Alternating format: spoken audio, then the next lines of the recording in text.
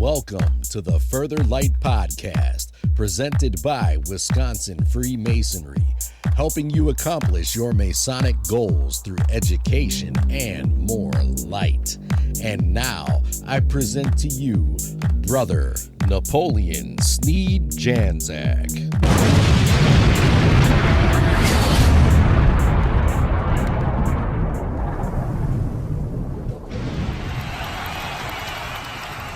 Whence came you? A question asked of all Masons upon entering the fraternity. But what does it mean, and why is it important to look into it in a much deeper way? Today we are going to share what is largely viewed as an origin story by nature from a paper presented to Silas Shepard Lodge of Research in 2014 by Brother Christian K. Let's explore a perspective from whence we came. Man craves structure, which in and of itself is a modicum of irony. We desire to be free, claim we have free will, believed to be granted to us by deity, and even the most devout nonconformist or anarchist, ironically, relies on the structure of established rules and laws to nurture their needs. Structure gives definition, establishes a hierarchy, provides meaning in levels attainable, sets limits and boundaries to hold us in or to define a jumping off point. These limits, provable or demonstrable, are reproducible and give us results that we can measure. This is the basis of science. This is the structure of Freemasonry.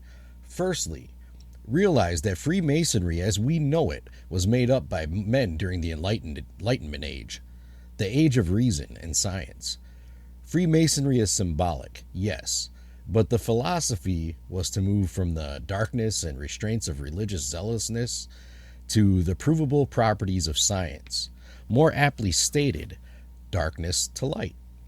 Indeed, we are taught this next phrase in Freemasonry, and I quote, "While it proves the wonderful properties of nature, it demonstrates the more important truths of morality," end quote. We are being taught by men who thought that the knowledge of science was extremely important.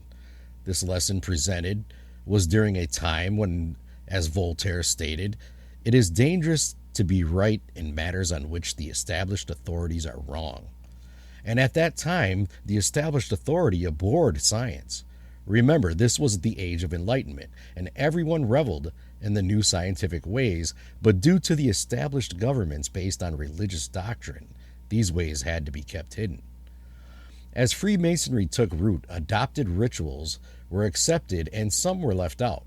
For reference, one can make a parallel to the making of the established Christian Bible in AD 323 by the First Council of Nicaea. Many different texts, ideals, and beliefs came together. Some were tossed out, others kept in at the consternation of many people. This is Freemasonry in the 18th century. A survey of existing texts of rituals from that time show a very different kind of Freemasonry than what we practice today. Freemasonry was originally only the first 2 degrees. Everyone became a fellow of the craft, and that was it. If you became master of the lodge, you went through the 3rd degree to get there.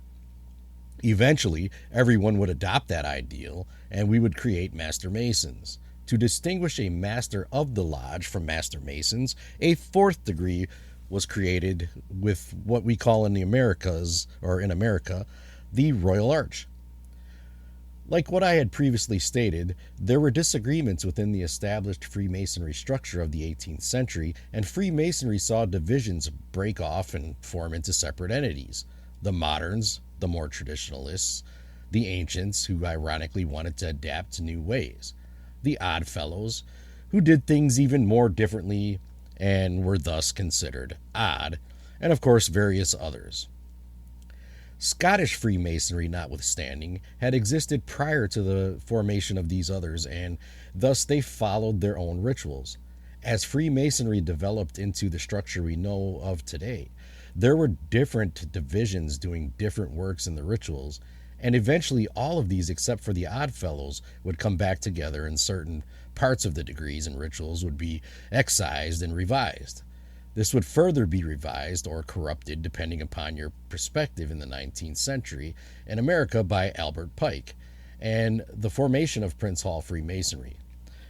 Speculative Freemasonry's roots were established in 18th century Europe during the Enlightenment era of the Age of Reason, and its intent was an attempt to bridge the spiritual nature of man with science.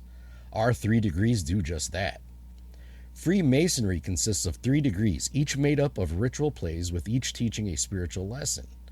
The first degree is the entered apprentice degree and equips one to develop a rational mind and to bring their intellect into balance with irrational urges. To aid in this task, the ritual teaches postures, provides a lodge structure to focus thinking, and provides a set of symbols and spiritual tools. The second degree is the fellowcraft degree, which helps one to balance intellect and emotions so that one can learn how to recognize truth and discriminate between irrational urges and the true voice of the spirit. Further postures are presented, more tools and symbols to help strengthen the rational mind and learn to handle emotions so that one is prepared for the discovery of truth, which is yet only visible as darkness at one's center. Here, one learns the symbolism of the golden spiral, which can teach one how to approach the center. And finally, the third degree, the sublime degree of Master Mason. One learns to allow the ego and the rational mind to die, that so the spirit may be reborn.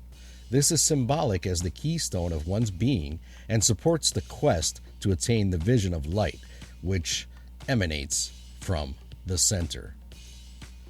This is Brother Napoleon Sneed Janczak, and on behalf of Wisconsin Freemasonry and the Further Light team, thank you for listening. Are you interested in learning more about Freemasonry in Wisconsin?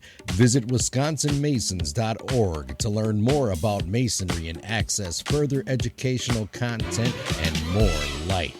Once again, that address is wimasons.org. Any questions, comments, or suggestions, please email us at education@wisconsinmasons.org. And thank you for listening.